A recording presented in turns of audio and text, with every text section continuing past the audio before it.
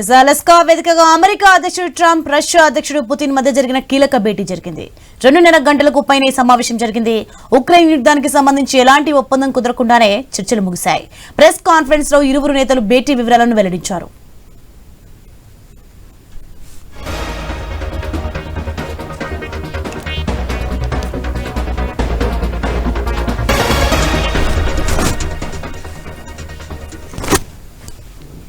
సమావేశం ఫలప్రదమైందని ట్రంప్ తెలిపారు. భేటీలో అనేక అంశాలు చర్చకు వచ్చాయని తెలిపారు.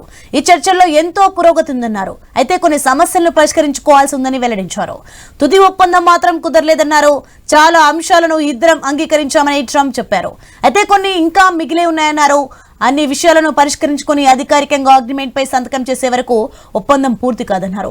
త్వరలో తాను ఉక్రెయిన్ అధ్యక్షుడు జెలెన్స్కీ, యూరోపియన్ యూనియన్ నేతలతో మాట్లాడతానని ట్రంప్ తెలిపారు. తాను మళ్లీ పుతిన్ ను కలుస్తానని చెప్పారు.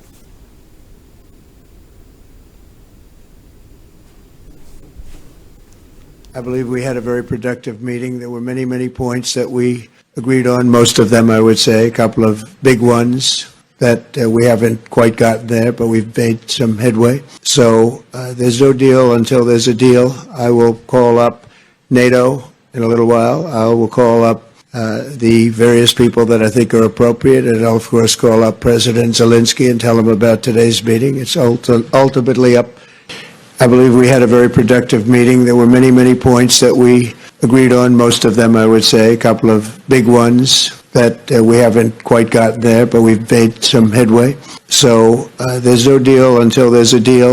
I will call up NATO in a little while. I will call up the various people that I think are appropriate, and I'll of course call up President Zelensky and tell him about today's meeting. It's ultimately up to them. They're going to have to agree with what Marco and Steve and some of the great people from the Trump administration who've come here. Scott. ఇక Trump తో తదుపరి సమావేశం మాస్కోలో ఉంటుందని Putin వెల్లడించారు. Alaska సమావేశం చాలా నిర్మాణాత్మకంగా జరిగిందన్నారు. ఉక్రెయిన్ తో యుద్ధం ముగించేందుకు తాను నిజాయితీగా ఉన్నానని తెలిపారు. ఈ సమావేశం వివాదానికి ముగింపు పలకడానికి ప్రారంభ స్థానంగా అభివర్ణించారు. ఈ సందర్భంగా ట్రంప్ కు ధన్యవాదాలు తెలిపారు. ట్రంప్ తో తనకున్న సంబంధం వ్యాపారం లాంటిదని పేర్కొన్నారు. ఇరు దేశాల మధ్య సంబంధాల విషయాలలో క్లిష్ట కాలంలో అధ్యక్షుడు ట్రంప్ తో మాస్కో మంచి సంబంధాలు ఏర్పరచుకుందని పుతిన్ వెల్లడించారు. ట్రంప్ అధికారంలో ఉండి ఉంటే ఉక్రెయిన్ తో రష్యాకు యుద్ధం వచ్చి ఉండేది కాదని పుతిన్ మరోమారు స్పష్టం చేశారు. Very productive meeting. There were many points that we agreed on. Most of them, President Putin wants to see that as much as I do. So, again, Mr. President, I'd like to thank you very much, and we'll speak to you very soon, and probably see you again very soon. Thank you very much, Vladimir. Next time in Moscow. Oh, that's an interesting one. I don't know. I'll get a little heat on that one, but I could see it possibly happening. Thank you very much, Vladimir, and thank you all. Thank you.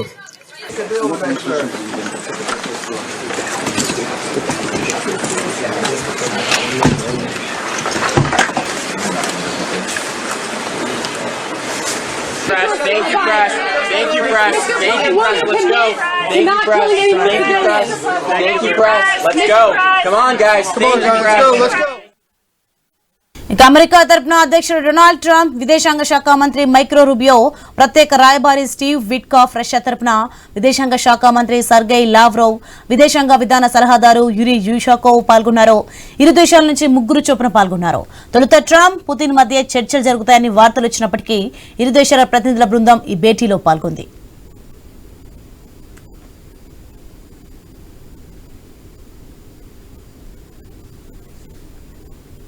ఇక అంతకుముందు తొలుత ఇద్దరు నేతలు అలస్కాలోని anchorage కు చేరుకున్నారు. అక్కడ Putin కు Trump స్వాగతం పలికారు. ఇరువురు నేతలు కరచాలనం చేసుకుని ట్రంప్ నకు చెందిన వాహనంలో సమావేశం ప్రాంగణానికి చేరుకున్నారు. విమానాశ్రయంలో ఇరువురు నేతలను మీడియా ప్రశ్నలు అడిగినప్పటికీ సమాధానం చెప్పకుండానే వెళ్లారు. ప్రపంచ దేశాలన్నీ భేటీని అత్యంత ఆసక్తిగా గమనించాయి. ఈ నేపథ్యంలో ఎలాంటి ప్రకటన వెలువడుతుందోనని ఉత్కంఠగా ఎదురుచూశాయి. మరోవైపు అలస్కాలో వందలాది మంది అమెరికన్లు ప్లకార్డులు ప్రదర్శించారు. అధ్యక్షుడు ట్రంప్ నకు మద్దతుగా నినాదాలు చేశారు. ఈ క్రమంలో అటు పుతిన్ కు గాని ఇటు రష్యాకు గాని వ్యతిరేకంగా ఎలాంటి ప్లకార్డులు ప్రదర్శించలేదు.